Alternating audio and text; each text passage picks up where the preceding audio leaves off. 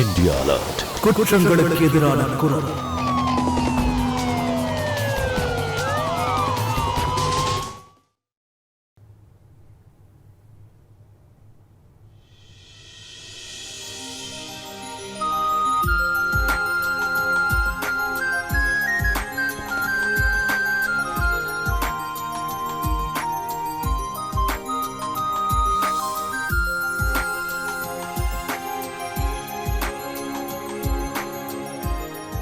அட வாவ், என்னோட PWD officer. இன்னைக்கு பார்க்க ரொம்ப ஸ்மார்ட்டா இருக்கீங்க. அப்படியா?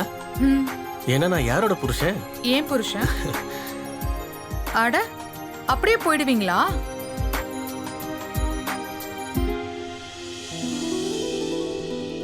இது வரைக்கும் என் நெத்தியில குங்குமம் வைக்காம நீங்க போயிருக்கீங்களா? அது மட்டும் இல்லாம இன்னைக்கு நம்ம 2 பேருக்கும் கல்யாண நாள்.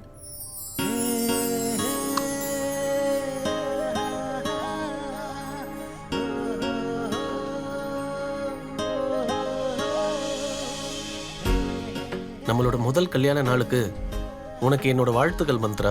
உங்களுக்கும் தான். உங்களை கல்யாணம் பண்ணும்போது 7 வாக்குறுதியை உறுதிமொழியா எடுத்திருக்கேன். அதை என் வாழ்நாள் முழுக்க நான் காப்பாத்துவேன்.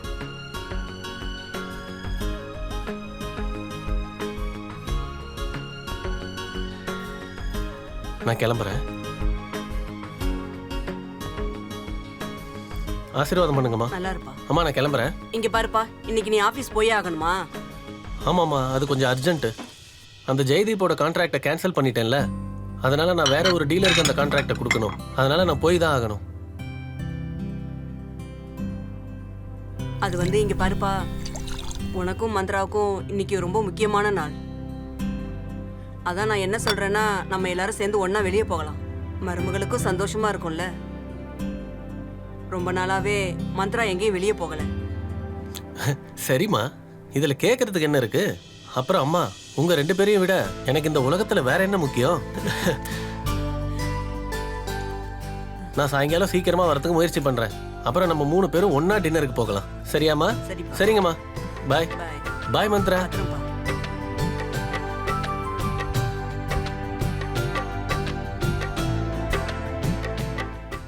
நீங்க நல்லவங்களே இல்ல. நீங்க தான் என்னோட ரொம்ப ரொம்ப பாசமான மாமியார்.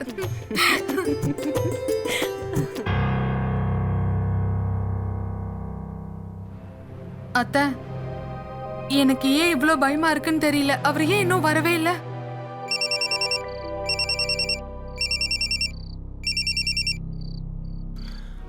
அம்மா. என்னப்பா இவ்வளவு நேரம் ஆகுது, நீ இன்னும் வீட்டுக்கு வரல? அம்மா, அந்த கான்ட்ராக்ட் விஷயத்துல ரொம்ப சுத்த வேண்டியதாயிடுச்சு. ஆனா இப்ப எல்லாமே சார்ட் அவுட் ஆயிடுச்சு. நான் இன்னும் ஒரு ½ அன் ஹவர்ல வீட்டுக்கு வந்துருவேன்.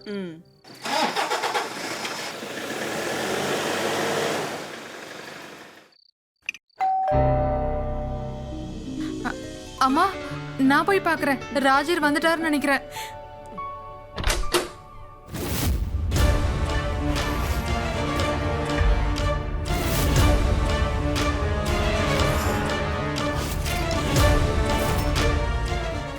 நீங்க தான் மிஸ்டர் ராஜ்வீரோட ஒய்ஃபா? என்னாச்சு inspector sir? I'm sorry, mister ராஜ்வீருக்கு கார் ஆக்சிடென்ட் ஆயிடுச்சு. அப்புறம் அந்த ஆக்சிடென்ட்ல அவர் இறந்துட்டாரு. இல்ல இல்ல, அப்படியெல்லாம் நடந்திருக்காது.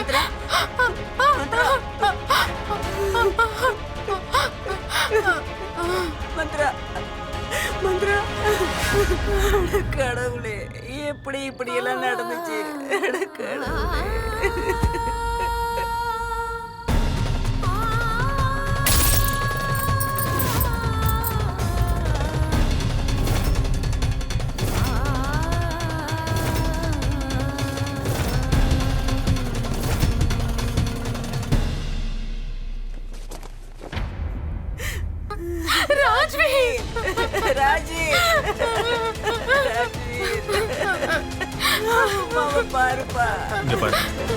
ஆக்சுவலி இது ஒரு ட்ரங்க் அண்ட் டிரைவ் கேஸ்.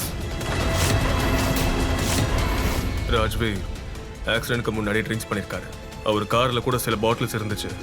இது கண்டிப்பா உண்மையா இருக்காது. ராஜ்வீர் என்கிட்ட ப்ராமிஸ் பண்ணிருந்தாரு, அவர் எப்பயும் குடிக்க மாட்டேன்னு. அப்புறம் அவர் கண்டிப்பா என் மேல போய் சத்தியம் பண்ண மாட்டாரு. போஸ்ட்மார்ட்டம் ரிப்போர்ட் வந்ததுக்கு அப்புறம் ராஜ்வீர் குடிச்சாரா இல்லையான்னு எல்லாமே தெளிவா தெரிஞ்சிடும். அத்தை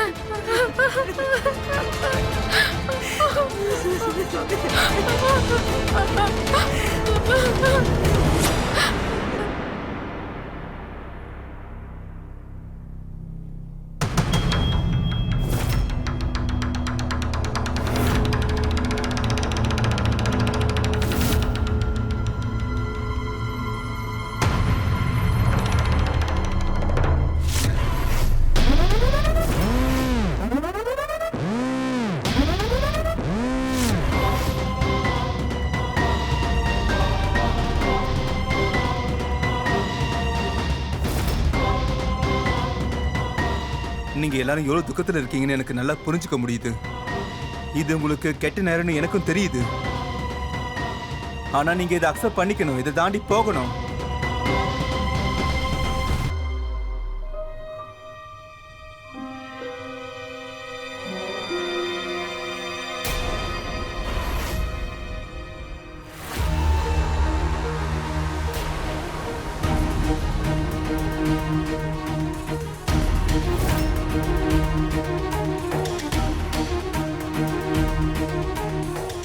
துர்கா ஆண்டி, நீங்களும் மந்த்ரா பத்தி ஏதாவது யோசிச்சே ஆகணும். பாவம், இவளுக்கு என்ன வயசாகுது? கல்யாணமாகி 1 வருஷம் கூட ஆகல. ஆனா பாவம், இவளுக்கு இப்படி எல்லாம் நடந்துருச்சு. அது மட்டும் இல்லாம இனி மொத்த வாழ்க்கையும் இவ இப்படியே வாழணுமா என்ன? என்ன மந்த்ரா? ஜெயதி, இந்த விஷயத்தை இந்த நேரத்துல பேச தேவை. நீங்க இங்க வந்ததுக்கு உங்களுக்கு ரொம்ப ரொம்ப நன்றி. நீங்க இப்ப கிளம்பலாம். அம்மா, இந்த நேரத்துல இதெல்லாம் பேசுறது சரியானது இல்லைன்னு எனக்கும் தெரியும். ஆனா ராஜ்வீரும் மந்த்ராவும் காலேஜ்ல இருந்து எனக்கு ஃப்ரெண்ட்ஸ். அதனால இவங்களை பத்தி கவலைப்படுறது என்னோட கடமை. ஒருவேளை என்னோட ஹெல்ப் எப்போ தேவைப்பட்டாலும் கண்டிப்பா நீங்க என்னை கூப்பிடுங்க. நான் கிளம்புறேன்.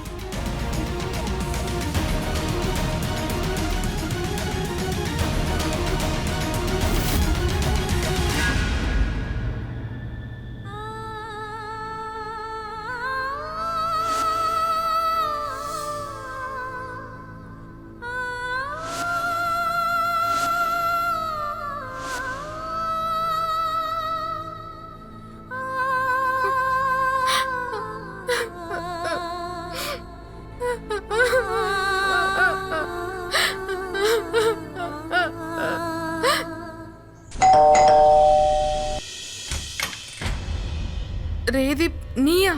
ஆமா, நான் தான். நீ இப்போ தனியா இருப்பேன்னு எனக்கு தோணுச்சு. அதான் சும்மா விசாரிக்கலான்னு வந்தேன். உனக்கு ஏதாவது முக்கியமான பொருள் தேவைப்படுதா இல்லையான்னு தெரிஞ்சுக்க வந்தேன். அது மட்டும் இல்லாம எனக்கு ராஜ்வீரோட சேர்த்து நீ எனக்கு ஃப்ரெண்டு தானே.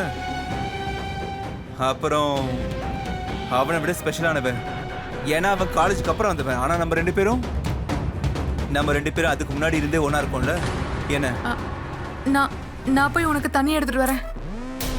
எனக்கு தண்ணி தாகம் இல்ல, உன்னோட காதல் தாகம் தான் இருக்கு. நீ என்ன உளறிட்டு இருக்க? ஏன் நம்ம ரெண்டு பேரும் ஒன்னா சந்தோஷமா இருக்க முடியாதா? இங்க பாரு மந்திர, என்னை விட உன்னை யாராலையும் சந்தோஷமா பாத்துக்க முடியாது. உனக்கு இப்போ மூளை குழம்பி போயிடுச்சுன்னு தோணுது. நீ இப்ப என்ன சொன்ன?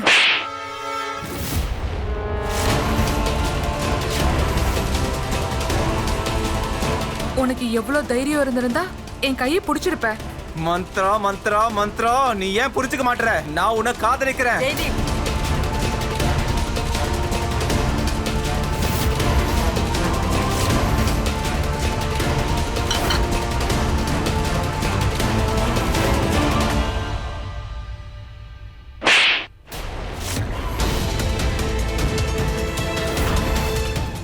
இன்னும் என் பையனை எரிச்ச சாம்பலோட சூடு கூட குறைஞ்சிருக்காது. அதுக்குள்ள அவனோட விதவை மனைவியா நீ சுமங்கலி ஆக்கணும்னு பாக்குறியா? மனசாட்சி இல்லாம அவளை கல்யாணம் பண்ணணும்னு நினைக்கிறியா? உனக்கு வெக்கமா இல்லையா? போ, என் வீட்டை விட்டு வெளியே போ, வெளியே போன்னு சொன்னேன். அட இங்க பாருங்கம்மா, ஏன் புரிஞ்சுக்க மாட்டீங்க? இன்னைக்கு இல்லைன்னா நாளைக்கு கண்டிப்பா மந்த்ராக்கு என்னோட அவசியம் தேவைப்படும். வெளியே போ.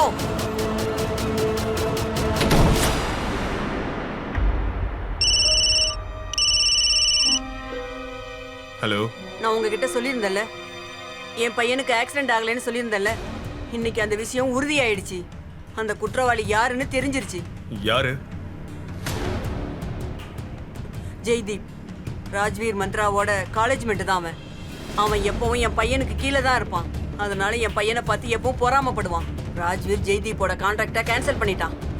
அதனால தான் அவன் என்னோட பையனையே கொன்னுட்டான். அட என்னம்மா நீங்க இந்த விஷயத்துக்காக ராஜ்வீரை கொண்டுட்டான்னு சொன்னா எப்படி நம்ப முடியும்? நீங்க அதிகமாலாம் யோசிக்காதீங்க. நான் சொல்றதை கேளுங்க. இப்ப போஸ்ட்மார்ட்டம் ரிப்போர்ட் வந்துருச்சு. அதுல தெளிவா தெரியுது ராஜ்வீர் ட்ரிங்க் தான் பண்ணிருக்காரு. அப்புறம் உங்களோட ஆறுதலுக்காக அந்த போஸ்ட்மார்ட்டம் ரிப்போர்ட்டை உங்களுக்கும் அனுப்பி வைக்கிறேன். சரியா? உங்களுக்கு எதனா உதவி தேவைப்பட்டுச்சுன்னா எனக்கு கண்டிப்பா கால் பண்ணுங்க. நான் போனை வைக்கிறேன். நான் சொல்றதை கேளுங்க. ஹலோ.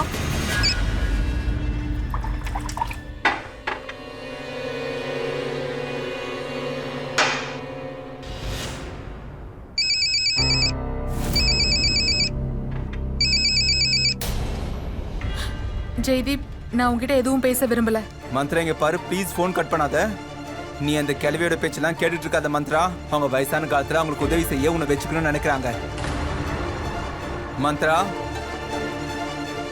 மந்த்ரா நான் சொல்றது கேக்குதா? Hello Mantra.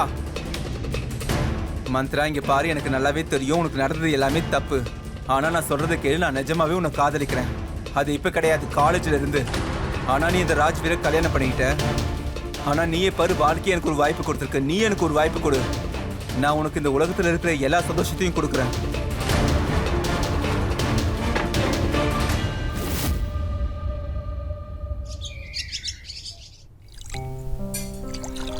Mantra, tea ready ஆயிடுச்சுமா? எங்க போயிட்டா இவ? மந்த்ரா,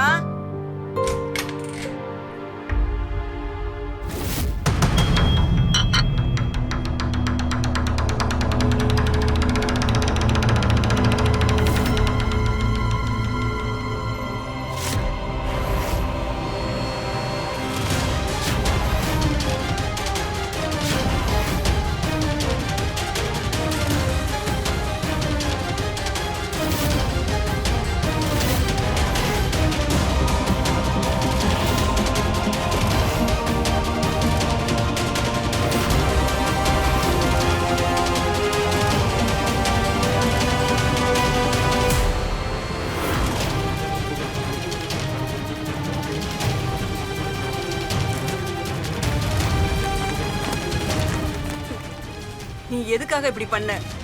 அத்தை, என்ன அத்தை? நீ கல்யாணம் பண்ணிட்டு வந்து நிக்கிற, அதுவும் இவ்வளவு மோசமானவன் கூட. ஆனா அது என்கிட்ட கூட நீ சொல்லவே இல்லையே. ஜெய்தீப் சொல்றது சரிதான். நான் எவ்வளவு நாளைக்கு தனியா இருப்பேன்? என் பையனுக்கு இன்னும் காரியம் கூட முடியல. ஆனா நீ என்னடானா இந்த மோசமானவனை கல்யாணம் பண்ணிக்கிட்டு ஏன் வீட்டுக்கு வந்திருக்க? அப்புறம் என் பையனுக்கு கொடுத்த அந்த 7 வாக்குறுதிகள் உன்னால எப்படி மறக்க முடிஞ்சது மந்த்ரா? அம்மா, நான் தான் சொன்னேன்ல, இன்னைக்கு இல்லைன்னா நாளைக்கு மந்த்ராவுக்கு அவசியம் தேவைப்படும் சொன்னல. என்ன டார்லிங்? ஆமா அத்தை, நான் இப்போவும் ரொம்ப சின்ன பொண்ணு. எனக்கு என்ன வயசாகுது? ஜெய்தீப், எனக்கு இவனை காலேஜ்ல இருந்து தெரியும்.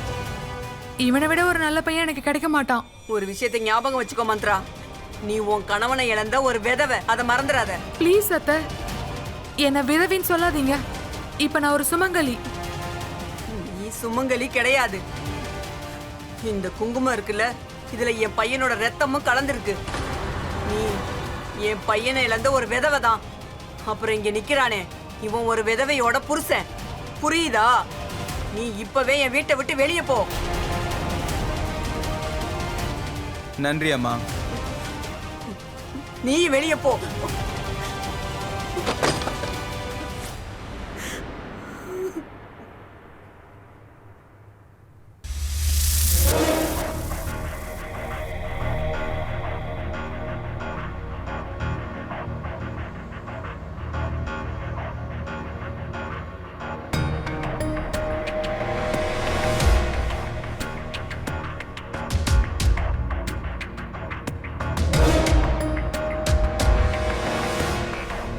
இங்க பாரு, நீ என்ன ரொம்ப மிஸ் பண்ணியா?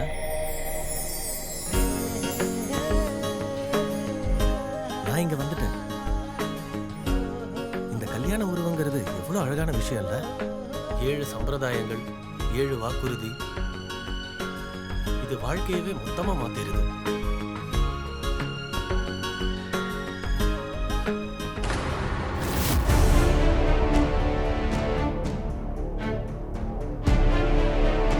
ஜெய்தீப்,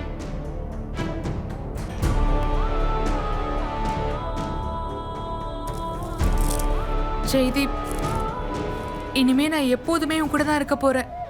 ப்ளீஸ் எனக்கு கொஞ்சம் டைம் கொடு. ஆனா மந்த்ரா, நான் உனக்காக போய் பால் எடுத்துட்டு வரேன். ப்ளீஸ்.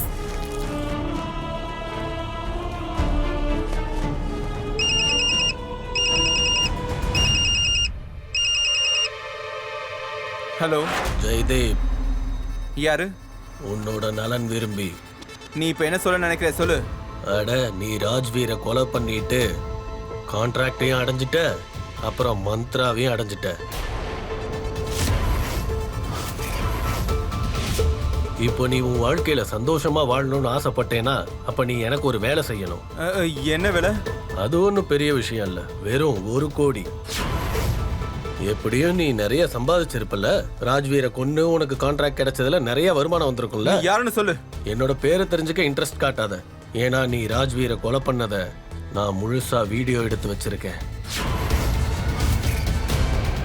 ஒருவேளை நீ எனக்கு அந்த 1 கோடி ரூபாவை கொடுக்கலன்னா, அப்புறம் அந்த வீடியோ நேரா போலீஸ் கிட்ட தான் போகும். இங்க பாரு, நான் உன்னை... என்னாச்சு? யார் ஃபோன் பண்ணது?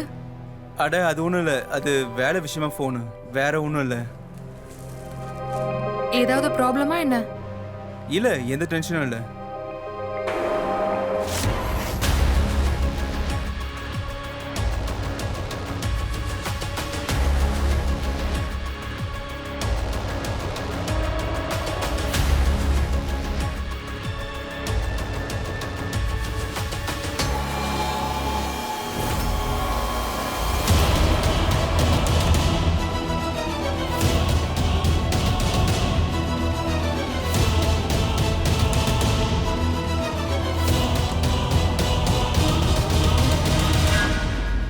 என்னாச்சு? உனக்கு எப்போ ஃபோன் வந்ததோ அப்போதுலேருந்து நீ டென்ஷனாக இருக்க. இல்ல, அப்படிலாம் ஒண்ணும் இல்ல. நீ கொஞ்சம் அதிகமா யோசிக்கிற. சரி வா, வந்து தூங்கு. ஆ,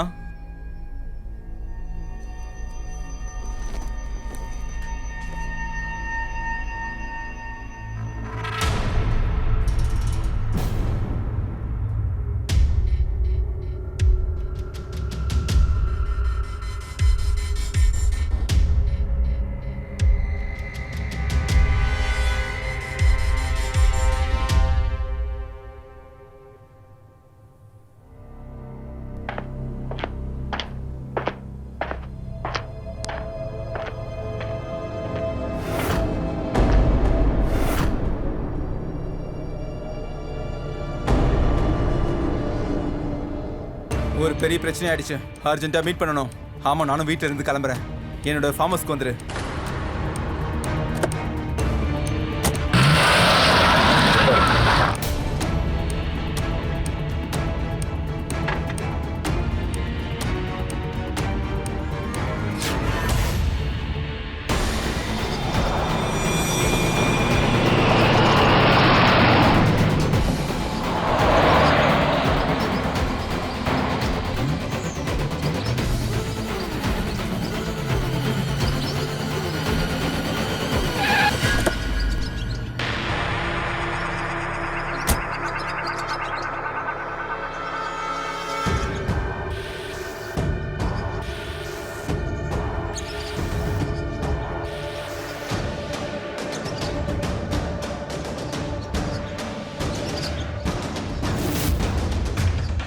ரொம்ப பெரிய பிரச்சனை ஆயிடுச்சு.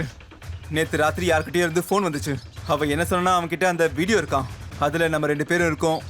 ராஜ்வீரை கொலை பண்ணது அதுல தெளிவா இருக்குன்னு சொல்றான். நீ என்ன ஓடிட்டு இருக்க? அதெல்லாம் எப்படி நடக்கும்? அதான் எனக்கும் புரிய மாட்டேங்குது. அவனுக்கு என்ன வேணும்னு சொன்னா? பணம். எவ்வளவு?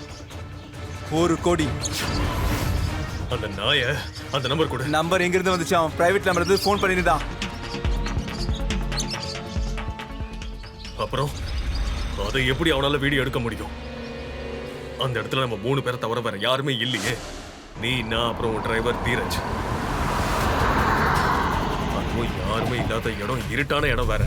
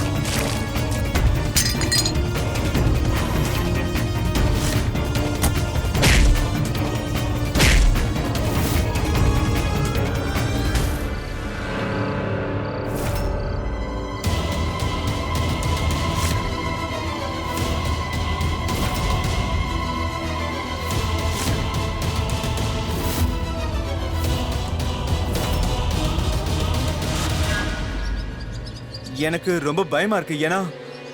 ஏன்னா அது யாரா இருக்கும்? தீரஜ், நீ சரியா தான் சொல்றேன்னு நினைக்கிறேன்.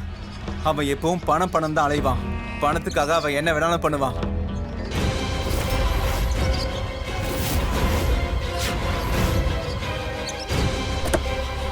வண்டி எடு.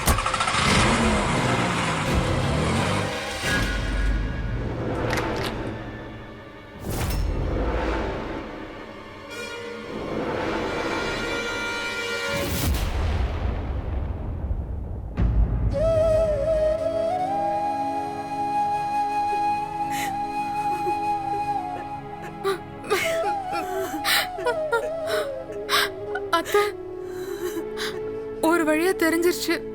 அந்த ஜெய்தீப் தான் ராஜீவை கொலை பண்ண கொலைக்காரன். ஆமாம்மா, இன்ஸ்பெக்டர் ராகுல், அப்புறம் ஜெய்தீப்போட டிரைவர் தீரஜ், இது எல்லாம் அவங்க 3 பேரோட திட்டம் தான். அவங்க 3 பேரும் சேர்ந்து தான் இப்படி எல்லாம் பண்ணிருக்காங்க. அதனால்தான் அவன் இன்வெஸ்டிகேஷன்ல ரொம்ப கேர்லெஸ்ஸா இருந்திருக்கான். அப்புறம் அத கார் ஆக்சிடென்ட் நிரூபிக்க ரொம்ப முயற்சி பண்ணிருக்காங்க. ஆமா. அப்புறம் என்னோட அப்பாவியான பையன் ராஜ்வீர் இந்த 3 பேரோட சதியில மாட்டி என் பையன் செத்தே போயிட்டான். அவங்க சதி செஞ்சுட்டாங்க அத்தை.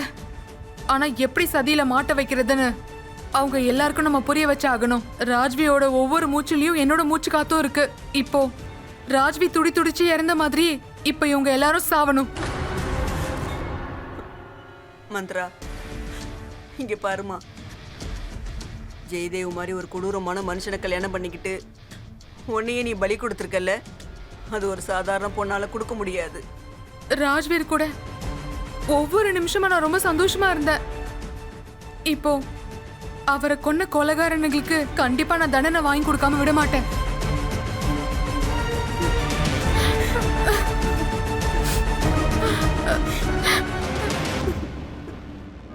வணக்கம், நான் சுஷாந்த் சிங். உங்ககிட்ட ஒரு புது கதையை எடுத்துட்டு வந்திருக்கேன். சொல்லணும்னா இந்த கதை ஒரு துரோகம் செய்யற மாதிரியான கதை.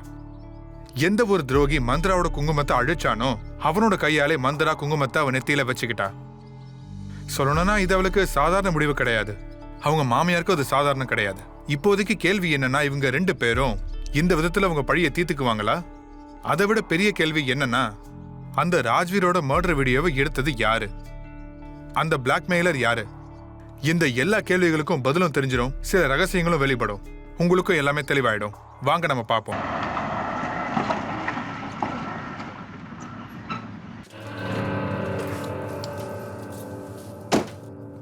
வணக்கம் சார். சாரி சார், இன்னைக்கு வர்றதுக்கு கொஞ்சம் லேட் ஆயிருச்சு. சரி, ஒரு பிரச்சனையும் இல்லை. சார், உங்ககிட்ட கொஞ்சம் பேசணும் சார். சொல்லு சார். இன்னைக்கு காலையில் எனக்கு ஒரு கால் வந்தது. ஒரு ஆள் ஃபோன் பண்ணார் சார். அவர் என்ன சொல்கிறாருன்னா, நம்ம 3 பேரையும் அவர் வீடியோ எடுத்திருக்காராம் சார். ராஜ்வீரை நாம கொலை பண்ண வீடியோ. அப்புறம் சார் என்கிட்ட பணமும் கேட்டான், 1 கோடி ரூபாய். நீ இந்த விஷயத்தை இன்னும் கிஷோர் கிட்ட சொல்லல? இல்ல சார், இந்த விஷயத்தை நான் யாருக்கிட்டையும் சொல்ல மாட்டேன் சார். ஏதாவது பண்ணுங்க சார். நான் பொண்டாட்டி பிள்ளைங்களோட வாழ்ந்துகிட்டு இருக்கேன் சார். நான் ஜெயிலுக்கு போயிட்டேன்னா என் குடும்ப நிலைமை என்ன ஆகும் சார்? நான் ஏதாவது பண்றேன், ஆனா நீ உன் வாயை மூடிக்கிட்டு இரு. புரியுதா? சரிங்க சார். நான் எல்லாத்தையும் சரி பண்ணிடுறேன். சரி, இப்ப நீ கிளம்பு சார்.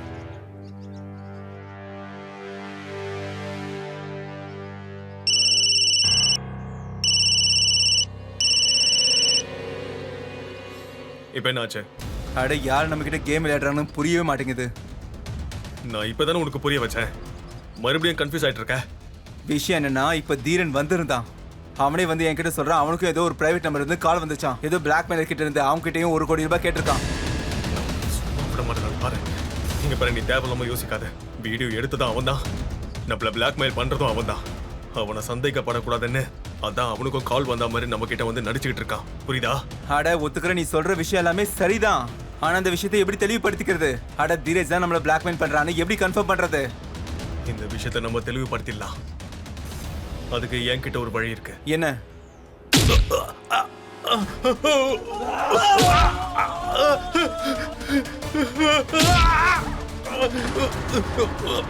டிராமா பண்றியா?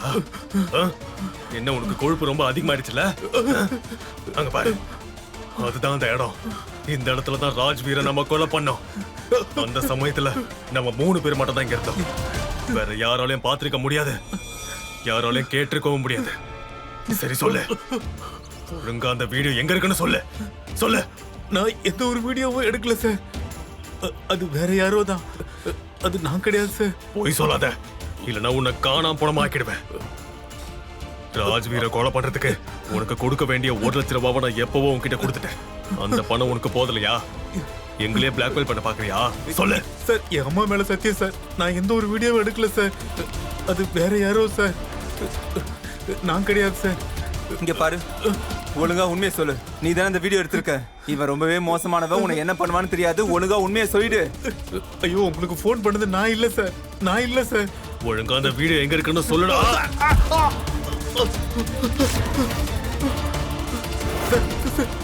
வீடியோ எங்க இருக்குன்னு சொல்லு.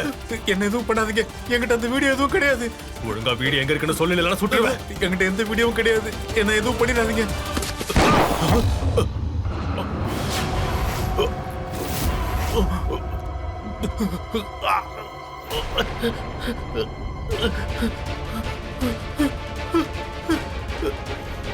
நீ இப்போ என்ன பண்ண?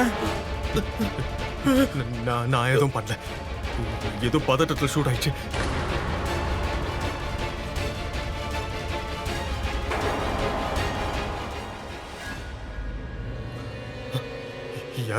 யாரோ அங்க இருக்காங்க.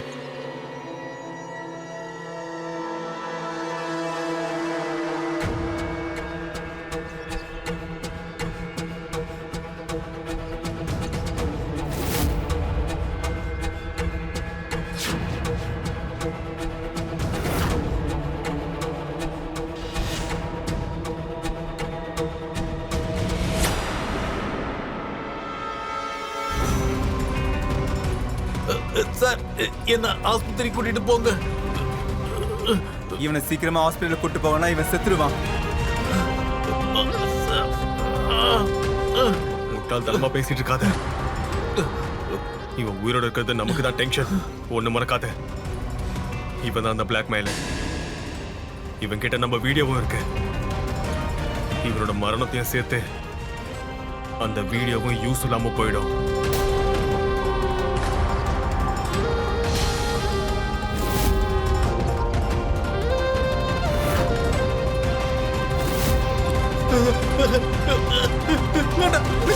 சார், எனக்கு எதுவும் தெரியாது சார்.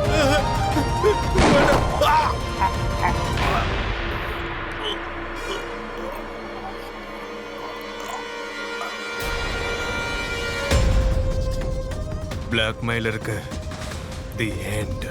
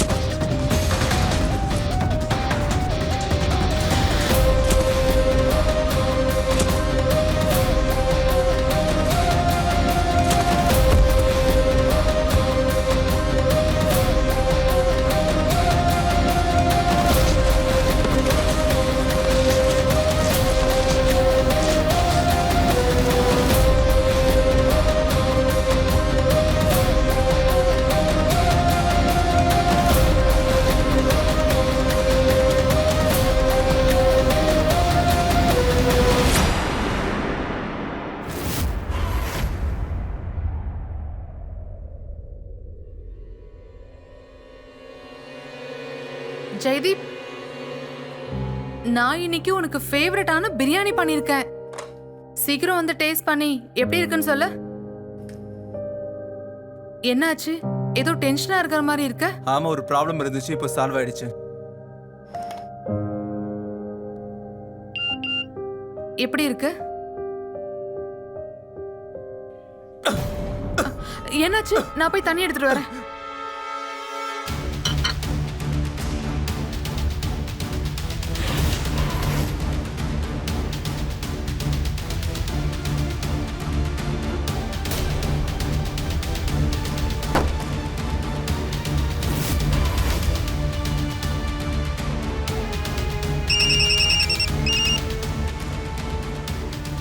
ஹலோ, நீ என்ன நினைச்சுக்கிட்டு இருக்க?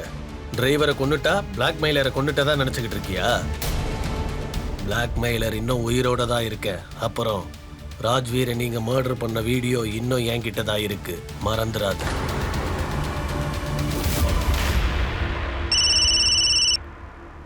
சொல்றா. ராகுல், இங்க என்ன நடந்துட்டு இருக்கு? எனக்கு தலையை வெடிக்கிற மாதிரி இருக்கு. நீ சீக்கிரம் வந்து என்ன மீட் பண்ணு. ஏன்டா உனக்கு வேற வேலையே இல்லையா? எப்ப பார்த்தாலும் போன்ல டென்ஷனாவே இருக்க. இப்ப என்னாச்சு? ஐயோ ராகுல், தேவையில்லாம எனக்கு கேள்வி கேட்காத. இந்த விஷயத்த என்னால போன்ல பேச முடியாது. உடனே வந்து என்ன மீட் பண்ணு. சரி, நான் வரேன்.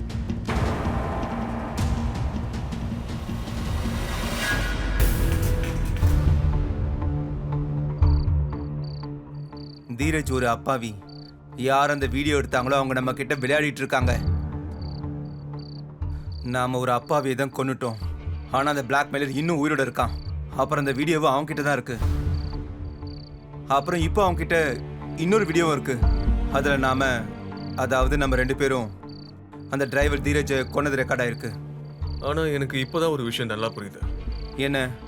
ஒருவேளை அந்த பிளாக்மெயிலர் உனக்கு 2வது வீடியோவும் அனுப்பியிருக்கான்னா எதுக்கு அந்த முதல் வீடியோவை அனுப்பவே இல்லை?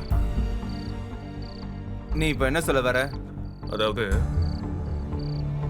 அவன்கிட்ட முதல் வீடியோ இருக்கா இல்லையான்னு தெரியும். ஆனா எனக்கு இன்னொரு விஷயம் புரிய மாட்டேங்குது. என்ன? அந்த பிளாக்மெயிலர் எனக்கு ஃபோன் பண்றான். 1 கோடி ரூபாய் ரான்சம் வாங்குறதுக்கு அந்த டிரைவர் மாதிரியான சாதாரண ஆளுங்களுக்கு கால் பண்றான்.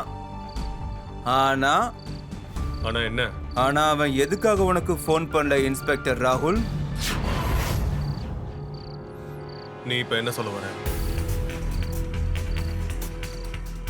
உனக்கு என்ன புரிஞ்சுதோ அதை தான் நான் சொல்லணும்னு நினைக்கிறேன். அன்னைக்கு ராஜ்வீரை கொலை பண்ற நேரத்துல நாம 3 பேர் மட்டும்தான் அங்க இருந்தோம். ஒருவேளை அந்த வீடியோவை நானும் ரெக்கார்ட் பண்ணல, அந்த டிரைவரும் ரெக்கார்ட் பண்ணலன்னா அப்போ அந்த வீடியோவை நீ தான் ரெக்கார்ட் பண்ணியா இன்ஸ்பெக்டர் ராகுல்?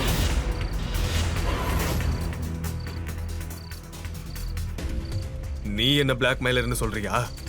ஏன் நீ பிளாக்மெயிலரா இருக்க முடியாதா? அட, பணத்து மேல அதிக பேராசை கொண்டவன் நீதான். நீ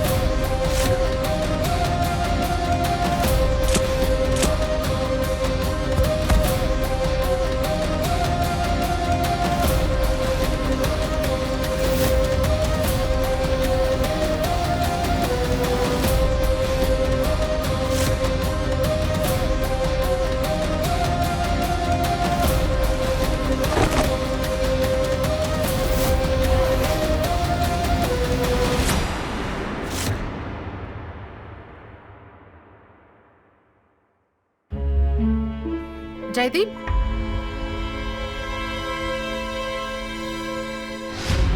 நீங்க யாரோட பேண்ட போட்டுட்டு வந்திருக்கீங்க? நீங்க ஷார்ட் பேண்ட் தானே போட்டுட்டு போனீங்க? ராகுலோட பேண்ட். ஆ, அட ஆக்சுவலா என்னோட பேண்ட் கார்ல மாட்டிக்கிட்டு கீஞ்சிருச்சு. அதனால தான் இன்ஸ்பெக்டர் ராகுல் அவரோட பேண்ட் எனக்கு கொடுத்தாரு. அப்படியா? அப்புறம் உங்களோட டிரைவர், அவரையும் இப்ப ஆளையே காணோம். அது ஆக்சுவலா அவன் எங்க போனான்னு தெரியலையே. காலையில இருந்து அவனுக்கு ஃபோன் பண்றான், அவன் ஃபோன் எடுக்கவே மாட்டேங்கிறான். அது என்னன்னு நாளைக்கு பாத்துக்கலாம். நான் இப்ப போய் ரெஃப்ரெஷ் ஆயிட்டு வந்துடுறேன்.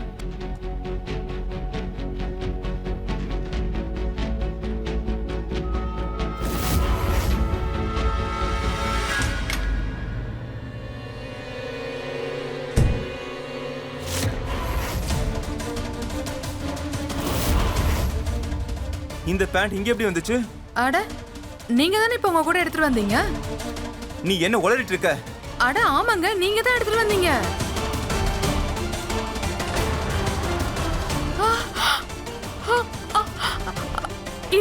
இதுல ரத்தமா இருக்கே. இது இது இது யாரோட ரத்தம்?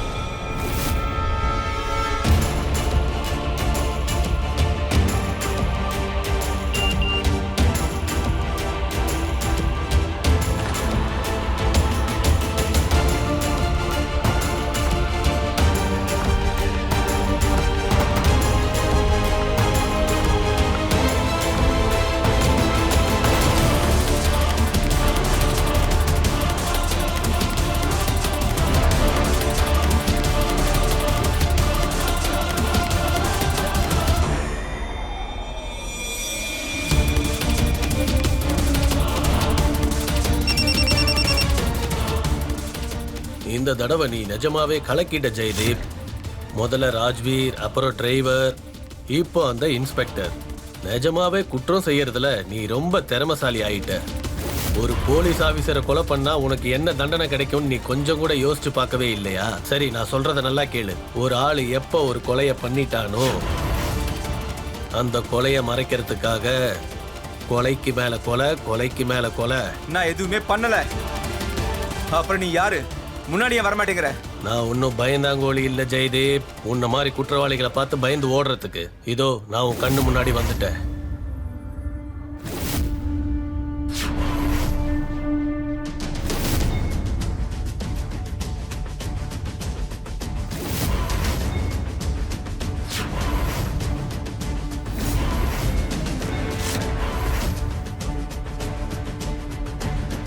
நீயா?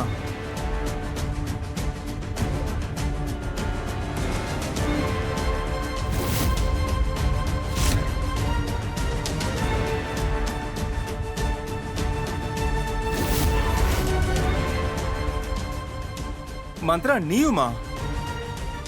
ஆமா, நாங்க 2 பேரும் தான். நீ என்னைக்கு என்கிட்ட இருந்து ராஜ்வீரை பறிச்சுக்கிட்டியோ அன்னைக்கே நான் ஒரு சத்தியம் எடுத்துக்கிட்டேன். உன்கிட்ட இருந்து உன்னோட எல்லா சந்தோஷங்களும் பறிக்கணும்னு எதிர்பார்த்தேன். இந்த நாளுக்கு அப்புறம் உன்னோட ஒட்டுமொத்த வாழ்க்கையும் ஜெயில தான் நீ அனுபவிக்க போற. ஆனா அந்த குரல், அது ஒரு ஆளோடதாச்சு. ஆமா, நான் தான்.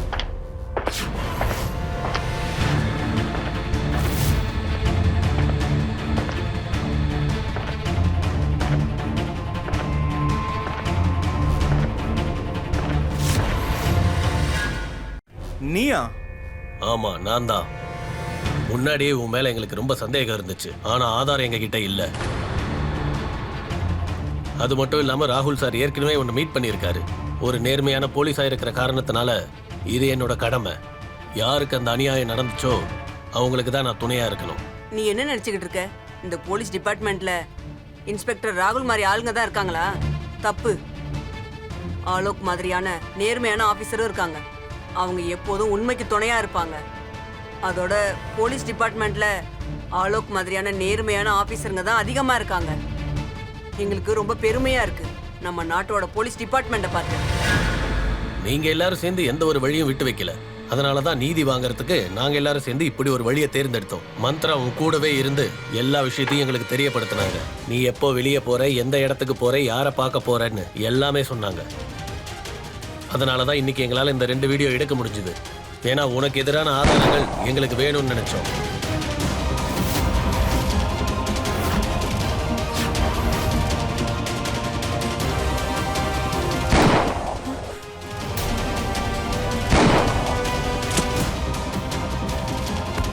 உண்மையை சொல்லணும்னா இந்த 2 வீடியோவும் உன்னை குற்றவாளி நிரூபிக்கிறதுக்கு ஒரு முக்கியமான ஆதாரம் ஆயிடுச்சு. அப்படின்னா ராஜ்வீரை நாங்கள் கொலை பண்ண அந்த வீடியோ? அப்படி ஒரு வீடியோ எங்ககிட்ட இல்லவே இல்லை. இந்த பிளான் போட்டதே மந்த்ரா தான். அப்புறம் நான் உன் கூட 7 வாக்குறுதியை எடுத்துக்கிறதுக்கு காரணம் ஒண்ணுதான். என்னோட கணவனுக்கு நான் கொடுத்த வாக்குறுதியை நிறைவேற்றுறதுக்காக தான். அன்னைக்கு ஒரு நாள் நான் வெள்ளை புடவையை கட்டியிருந்தேன்ல, அது எல்லாமே உன்னோட சதிதான். நீ என்ன நினைச்ச? நீ இந்த வீட்டுக்கு என்ன மருமகளா கூட்டிட்டு வந்தியா?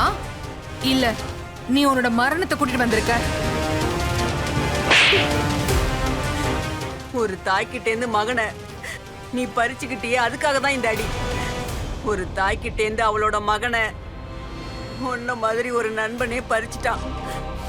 அப்ப அந்த அம்மா துர்கா தேவியோட அவதாரம் எடுக்கிறாங்க. அந்த துர்கை உன்ன மாதிரி ஒரு அரக்கனை வதம் பண்ணாம சட்டப்படி தண்டனை வாங்கி கொடுத்துருக்காங்க. நீ தெரிஞ்சுக்கணுன்றதுக்காக உனக்கு இன்னொரு விஷயத்த சொல்றேன். டிரைவர் அப்புறம் இன்ஸ்பெக்டரோட டெட் பாடிஸ் அதை குழியிலேருந்து எடுத்து போஸ்ட்மார்ட்டத்துக்காக அனுப்பி வச்சாச்சு. உன்னோட பேண்ட்ல இருக்கிற அந்த ரத்தக்கரை அப்புறம் இந்த 2 வீடியோஸ் உன்னை குற்றவாளி நிரூபிக்கிறதுக்கு போதுமான ஆதாரமா இருக்கும். You are under arrest. Constable,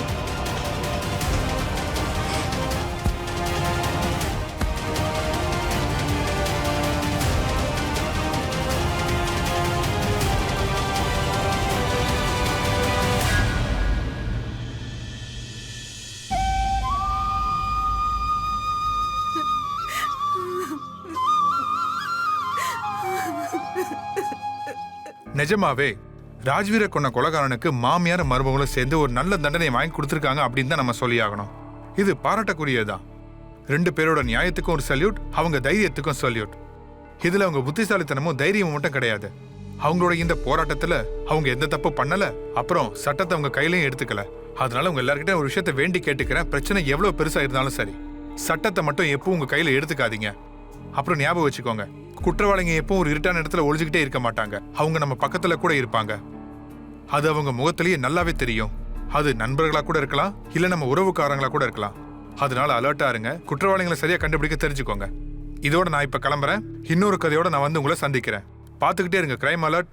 புதிய காலங்கள், புதிய குற்றங்கள்.